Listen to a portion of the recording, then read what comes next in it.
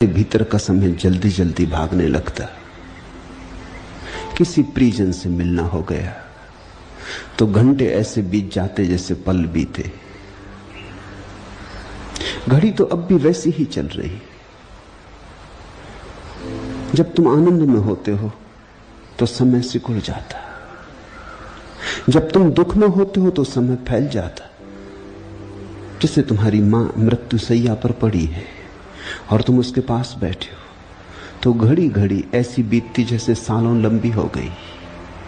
पल पल सरकते मालूम पड़ते, घसीटते मालूम पड़ते। सुख में तो समय भागता मालूम पड़ता है, दुख में समय घसीटता मालूम पड़ता है, जैसे लंगड़ी चाल चलता हो। दुख में समय लंगड़ाता है, सुख में ओलंपिक के दौड़ने वालों की चाल से चलता है। इसका अर्थ हुआ, अगर महासुख की घड़ी आ जाए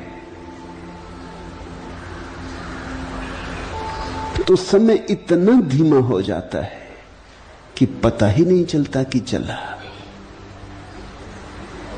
महासुख की घड़ी आ जाए तो समय का परिवर्तन पता नहीं चलता। दुखी की घड़ी में, महादुख की घड़ी में बड़ी लंबाई हो जाती। कहते हैं नरक अनंत कालीन है, वहां क्षण भी अनंत काल जैसा लगता होगा, क्योंकि बहुत कठिनाई से गुजरता होगा। स्वर्ग में सभी जल्दी भाग रहा होगा, क्षण भर में बीत जाता मालूम होता होगा, इतनी तेज चाल होगी। अगर महासुख की घड़ी आ जाए, महासुख का अर्थ है जहां दुख भी न रह जाए और सुख भी न रह जाए। आनंद की घड़ी आ जाए जहां दुख भी न रहा, सुख भी न रहा, तो न तो समय चलता न दौड़ता, समय होता ही नहीं। कालातीत, समयातीत, समय शून्य घड़ी आ जाती, सब ठहर जाता। इस भीतर के समय को ही समझने की बात है।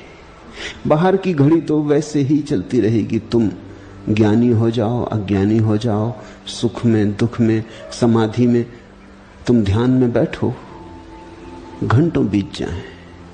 आंख खोलो तो तुम्हें लगे कि कोई समय बीता ही नहीं, लेकिन घड़ी तो बताएगी कि 3 घंटे बीत गए।